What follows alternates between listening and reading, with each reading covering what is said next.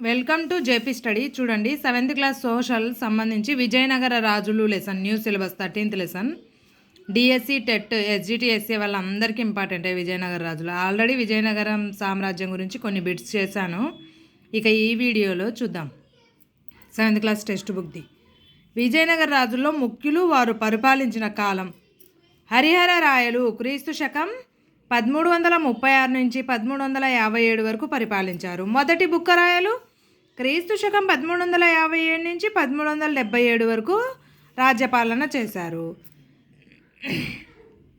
రెండవ హరిహర రాయలు క్రీస్తు శకం 1377 నుంచి 1404 వరకు పరిపాలించారు. రెండవ దేవరాయలు క్రీస్తు శకం 1426 నుంచి 1446 వరకు పరిపాలన చేశారు. సాలువ నరసింహరాయలు క్రీస్తు శకం 1486 నుంచి 1491 వరకు పరిపాలన సాగించారు.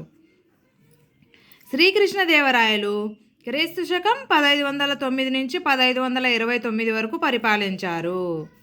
అచ్యుతరాయలు క్రీస్తు శకం 1529 నుంచి 1542 వరకు పరిపాలించారు. ఆలియ రామరాయలు ఈయన క్రీస్తు శకం 1543 నుంచి 1565 వరకు పరిపాలన సాగించారు. వెంకటపతి రాయలు ఈయన క్రీస్తు శకం 1585 నుంచి 1614 వరకు పరిపాలన చేశారు. విజయనగరం అంటే ఏమని అర్థం? విజయాల నగరం అని అర్థం. విజయనగరాన్ని ఏ నది ఒడ్డున నిర్మించారు? తుంగభద్రా నది ఒడ్డున. విజయనగర రాజులు ఏ దేవుణ్ణి కొలిచేవారు? విరూపాక్ష దేవుణ్ణి. విజయనగర సామ్రాజ్యం ఎన్ని సంవత్సరాలు వర్ధిల్లింది? సుమారు 250 సంవత్సరాలు. Next bit.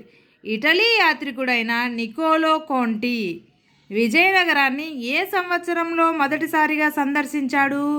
క్రీస్తు శకం 1420 సంవత్సరంలో ఇటలీ యాత్రికుడైన నికోలీ కొంటి విజయనగరాన్ని సందర్శించాడు.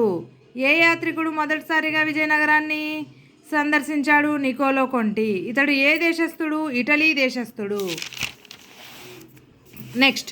క్రీస్తు శకం 1443లో ఏ పర్షియన్ వర్తకుడు విజయనగరాన్ని సందర్శించాడు? అబ్దుల్ రజాక్ అనే పర్షియన్ వర్తకుడు. రజాక్ అనే పర్షియన్ వర్తకుడు ఏ సంవత్సరంలో విజయనగరాన్ని సందర్శించాడు? క్రీస్తు శకం 1443. రాజులు దుర్భేద్యమైన కోటగోడలు, గోపురాలతో నగరాన్ని నిర్మించారు అని తెలిపిన పోర్చుగీసు సందర్శకుడు ఎవరు? పెయిజ్ అనే పోర్చుగీసు సందర్శకుడు. పురావస్తు శాస్త్రవేత్తల అభిప్రాయం ప్రకారం విజయనగరాన్ని ఎన్ని భాగాలుగా విభజించారు? 4 భాగాలుగా విజయనగరాన్ని విభజించారు. మొదటి భాగంలో గుట్టలపైన ఏం నిర్మించారు? ఆలయాలు నిర్మించారు. అరేబియా, ఇరాన్ దేశాల నుండి పశ్చిమ తీరంలోని ఓడల ద్వారా ఏం దిగుమతి చేసుకున్నారు? మేలి రకం గుర్రాలను దిగుమతి చేసుకున్నారు.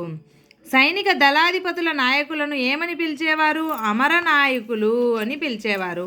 అమరం అంటే అర్థం ఏమిటి? నిర్ణీత ప్రాంతంపై రెవెన్యూస్ ఇస్తూ వసూలు చేసే అధికారం అని అర్థం. అంటే వాళ్ళకు కేటాయించిన ప్రాంతంపై వాళ్ళు భూమిపై రెవెన్యూ ఇస్తూ వసూలు చేశారు. భూమిపై పన్ను వసూలు చేసే అధికారము అమర నాయకులకు ఉండేదన్నమాట. అమరం అంటే మీనింగ్ అదనమాట. అమర నాయకులకు వేటిపై ఆదాయం వసూలు చేసే బాధ్యతలను అప్పచెప్పేవారు? అమరాలపై. అమర నాయకులకు ఏ బాధ్యత ఉండేది? సైనిక దళాలను పోషించే బాధ్యత, రెవెన్యూస్ ఇస్తూ వసూలు చేసే బాధ్యత ఉండేది. ఎవరికి వ్యతిరేకంగా విజయనగర సైన్యాన్ని విజయవంతంగా శ్రీకృష్ణదేవరాయలు నడిపించారు?